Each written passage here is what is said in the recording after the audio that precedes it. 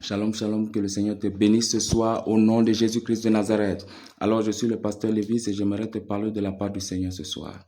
Vous savez, il y a beaucoup de choses que les chrétiens ignorent. Ils vivent des situations, mais ils ignorent en réalité qu'est-ce qui se passe dans leur vie.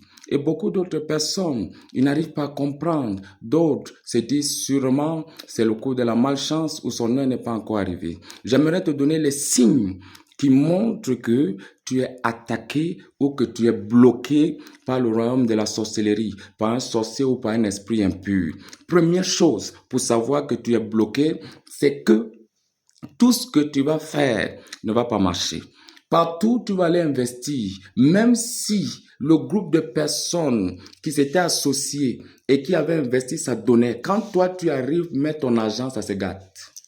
Ça, c'est la première chose. En réalité, il y a comme un désastre financier. Dès que tu as un peu de l'argent, partout où tu veux investir ou épargner, l'argent se volatilise. Ça, c'est la première chose. La deuxième chose, pour savoir que tu es bloqué, en réalité, c'est quand tu fais fuir les gens. Tes relations ne durent jamais. En réalité, tu peux être ami avec quelqu'un. 1 mois, 2 mois, 1 an après, vous vous séparez. Comme ça, on peut te promettre le mariage. Chaque fois qu'on te promet le mariage, il y a quelque chose qui vient gâter. Chaque fois qu'on te promet le mariage, il y a quelque chose qui vient gâter. Tes relations ne durent jamais. Tes amitiés ne durent jamais. Chaque fois que quelqu'un vient avec une bonne intention, il va te promettre. Tu seras même sûr que la personne va te donner. Après, pour rien, un problème arrive. Tout est gâté. Vous vous séparez, la personne ne veut même plus te voir, il y a un problème, la personne supprime ton numéro. Oh, il avait promis de faire des choses pour toi. Elle avait promis de faire des choses pour toi, mais l'opportunité s'est fermée. Il y a même un contrat de travail qui t'est proposé. On t'a choisi, mais au moment de manifester le contrat, au moment de signer le contrat, il y a toujours un petit problème. Soit même la société qui t'a engagé pour signer le contrat ferme. Subitement comme ça, la société a fermé. Tu ne comprends pas pourquoi, tu ne comprends pas ce qui s'est passé. C'est parce que ta présence, ta simple présence et ce qui a été fait contre toi détruit tout ce que tu touches. Il faut que tu saches ça.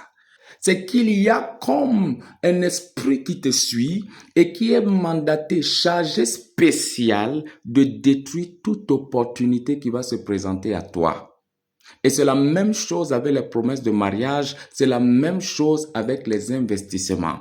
Il y a beaucoup, le temps avance, c'est rien que l'âge qui avance, mais la vie n'avance pas. Pas de relations stables, pas de fiançailles stables, pas de mariage, pas d'épargne, pas de stabilité financière, rien. On a l'impression que la personne vit la malédiction en personne. Autre chose pour savoir que tu es bloqué, c'est que la nature de tes rêves, souvent tu as même peur de dormir parce que tes rêves te font toi-même peur. Soit tu es poursuivi, soit tu tombes dans un trou, soit les chiens te poursuivent. Déjà, il faut savoir que quand les chiens sont écrits dans la Bible, dans le livre d'Apocalypse, c'est qu'on parle des sorciers. On parle de la sorcellerie, que les chiens n'hériteront pas le royaume des cieux. Ce sont des sorciers en réalité. Chaque fois que les chiens te poursuivent, ça veut dire que tu es bloqué. Ça veut dire que tu es attaqué. Souvent, tu te retrouves dans des maisons fermées, sans issue, sans porte. Tu cherches à sortir, tu n'arrives pas. Ton esprit a été enfermé dans une prison spirituelle, une prison de la sorcellerie. Voilà pourquoi tout ce que tu essaies de faire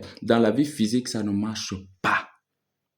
Ce sont des signes qui prouvent que tu as été attaqué par le monde ou le royaume de la sorcellerie. Et laisse-moi te dire quelque chose, bien-aimé. C'est que chaque fois que tu es attaqué, la plupart des attaques viennent d'un membre de la famille sorcier. Le diable ne va pas prendre un sorcier hors de ta famille. Il va prendre un sorcier dans ta famille. Et pour faire durer le royaume de la sorcellerie dans une famille, qu'est-ce que le diable va faire? Le sorcier qui était là pendant une génération ne peut pas mourir sans donner la sorcellerie à son enfant ou à son petit-fils. C'est pourquoi vous allez voir certains petits-enfants disent toujours c'est grand-père, c'est grand-mère qui m'a donné la sorcellerie. C'est grand-père, c'est grand-mère qui vient me chercher dans la nuit. En réalité, le diable fait perdurer son règne dans chaque famille pour détruire. Il a toujours besoin d'un agent qui va contrôler les familles, les membres de la famille pour qu'ils soient toujours assujettis, pour qu'ils demeurent dans la pauvreté, pour qu'ils demeurent dans la maladie. Et il faut savoir aussi autre chose, c'est que autre manifestation que tu as attaquée, il y a des maladies. À l'hôpital, on ne voit rien. Je parle à ceux qui ne croient pas que la sorcellerie existe. Il faut faire attention. On part à l'hôpital, on ne voit rien. Les médecins n'arrivent pas à expliquer ce qui t'arrive. Mais tu sens des douleurs dans le ventre, aux pieds. Tes pieds gonflent, tu ne comprends pas pourquoi. Un mal de ventre depuis des années. Tu as déjà pris à l'indigène. Tu as déjà pris les médicaments. Tu as déjà pris tout genre de remèdes. Que ce soit indigène, n'importe quelle feuille, tu as déjà bu. Même les herbes qui sont dehors là, tu as déjà fait bouillir ça, tu as bu. En réalité, ça ne change rien. Pourquoi? Parce que ton problème est mystique. Ton problème n'est pas naturel, ton problème est mystique. Quand un problème, une maladie est naturelle, elle se soigne par des médicaments. Mais quand elle est mystique, elle se soigne spirituellement et uniquement par la prière. C'est pourquoi tu dois arrêter de gaspiller ton argent. Tu dois arrêter.